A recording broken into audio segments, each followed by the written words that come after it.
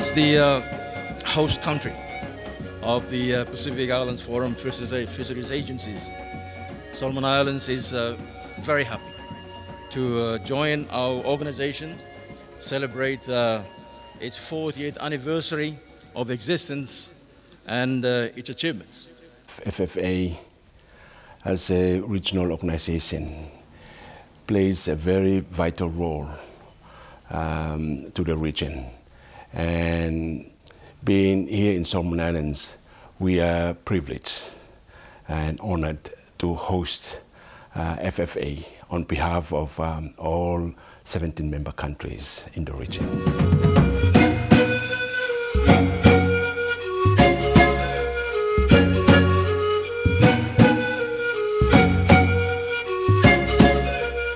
Over the years that I have seen the FFA continue to grow, and although it's had its original foundations remain true today, it has had to adjust and adapt to the changing circumstances and the new challenges that have evolved over the last 40 years since its establishment back in 1979. And so I can say that the FFA is one that responds to members' needs, provide that technical, economic, legal support and assistance to the members so that the decisions they make are one that not only benefit the member themselves, but as well as a collective group, the interests are also protected.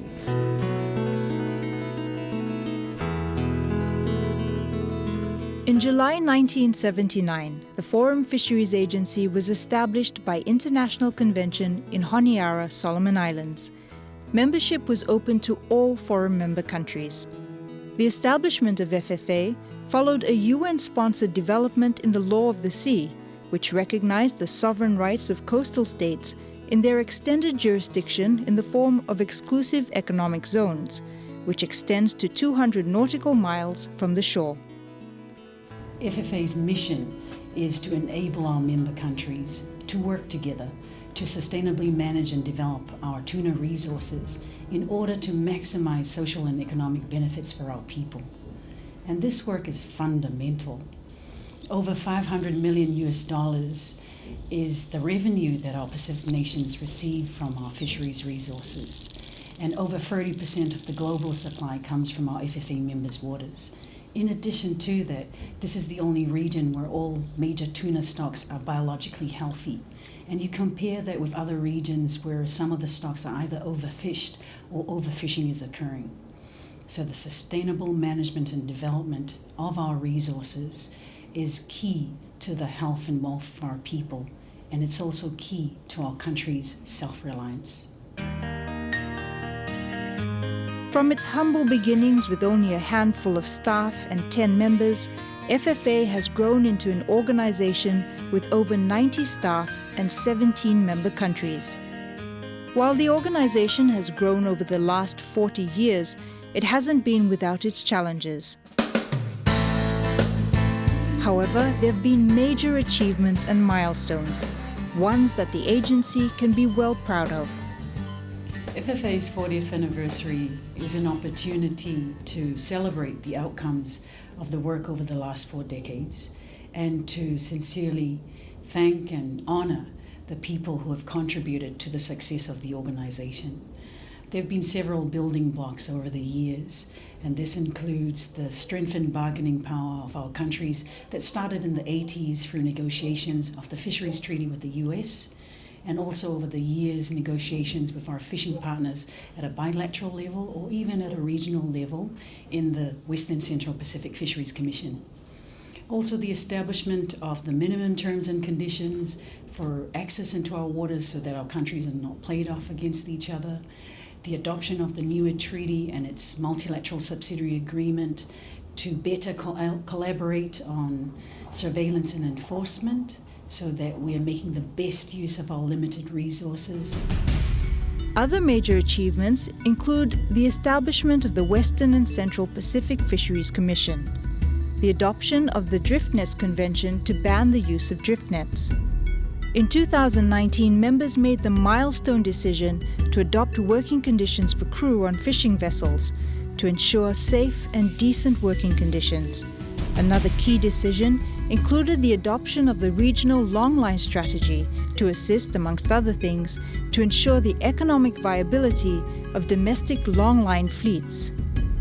2019 also saw the adoption of the new FFA strategic plan from 2020 to 2025. With fisheries being an integral part of the socio-economic livelihood of Pacific Islanders, support to members in various capacities is one of the most important services that FFA provides. Provides quite a diverse range of support to members. A lot of it is technical advice, policy advice to members, but also services in some key areas, such as vessel monitoring system, a wider suite of monitoring and control and surveillance services, such as the observer program that we help manage, and training related to observers, and also training for fisheries officers. FFA is made up of 4 divisions that oversee the work of the agency. They are Corporate Services, the Fisheries Management Division, the Fisheries Operations Division, and the Fisheries Development Division. The largest of the divisions is the Fisheries Operations Division, a division dealing with combating illegal, unreported and unregulated fishing, better known as IUU. Our main focus is on combating illegal, unreported and unregulated fishing activities. So a lot of the monitoring, control and surveillance programs are targeted towards combating illegal, unreported and unregulated fishing within the Pacific region. The fisheries operations covers a wide range of monitoring, control and surveillance programs, and one of those key programs is the Regional Fisheries Surveillance Center. It provides monitoring, control and surveillance services to the FFA members on an ongoing basis, pretty much 365 days a year. And what it does is it complements the monitoring of fishing vessel activities within the exclusive economic zones of the Pacific Island countries, but also on the high seas as well. And then we provide, or the center provides, an analyzed surveillance picture to the member countries, and they then act on the surveillance picture. With access to modern technology, the capacity for surveillance and monitoring of illegal fishing and other activities is much easier to control. The fishing industry uses quite a lot of technology as part of their operations as well. And so in order for us to ensure that they are complying with the different rules that they're required to follow, we need to make sure that we keep pace of those technologies that the fishing vessels are using as well. At the heart of any organization are its people, especially those working behind the scenes and carrying out the everyday function of the agency. As FFA celebrates 40 years, it celebrates staff who have worked tirelessly and selflessly for over many years. My name is Elizabeth Suri. I'm working as an office secretary, assistant. We used to do typing or making copies, meeting papers to go for the meetings. FFA meetings overseas, we prepare. I started here in May 18, 1984. Davinia Bosso, the longest-serving staff member, first began work at FFA in July 1980. It was a very different time then. Before, we only have manual typewriters, and you must be very careful when you type the documents, the latest documents or whatever you're doing, because when you make mistake, you have to retype the whole documents. But now it's easy because we have computers, we have heavy-duty copiers, we have emails. Working for FFA is very interesting, yeah, because you work with those member countries, yeah, different people. So it's interesting working for FFA. Gwyneth Talota, another long-serving staff member, first began work in 1985, working part-time and studying at the same time. She recalls the difference in the technology. Now, it's much easier. During that time, we did manual. Everything is manually recorded. Even the salaries, we did it.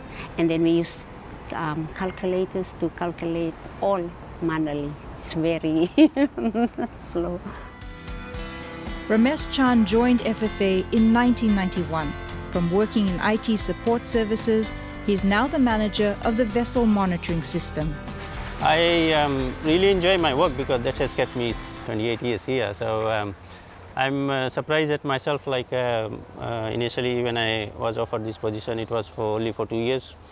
And coming out of Suva to Honiara, you can imagine like why would you come out of Suva on a two-year contract? For these staff, they continue to treasure the fond memories of an organization that has cared and continues to look after their welfare. As FFA transitions into the next decade, there are quite a few challenges ahead. I think the challenges for the FFA is now more focused on national development aspirations. The FFA traditionally was an advisory body, but now it is starting to see that it has to engage more in the development aspirations and the capacity building of fisheries administrations to deal and cope with a growing interest in participation in the fisheries. And so the FFA is adjusting to that. One of the most important challenges ahead is climate change. Global warming is the defining issue of our generation, and we in the Pacific are particularly vulnerable to the effects of climate change, and so our efforts must be consistent. And nowhere is regional cooperation more expressly needed than in the fight against climate change. And this fight is not one that we can do alone. It is one that we'll do, of course, with our member countries and also standing shoulder to shoulder with our Pacific regional organizations. While moving forward, the agency is mindful of its duty and obligations not only to its members, but to partners and other stakeholders.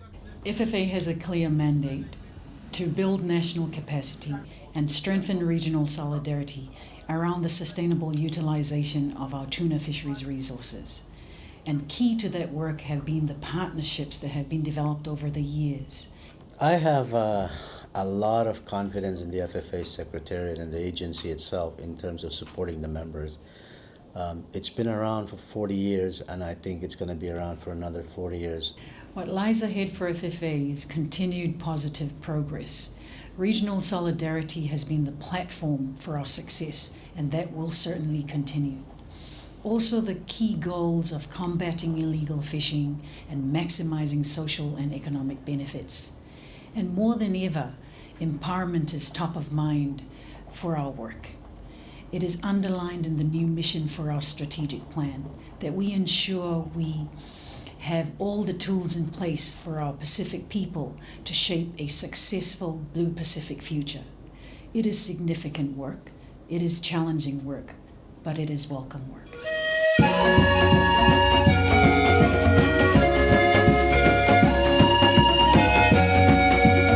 As FFA steers ahead, it can look back with great pride at its achievements, an organization with a solid foundation that has established itself at the forefront of fisheries management and development.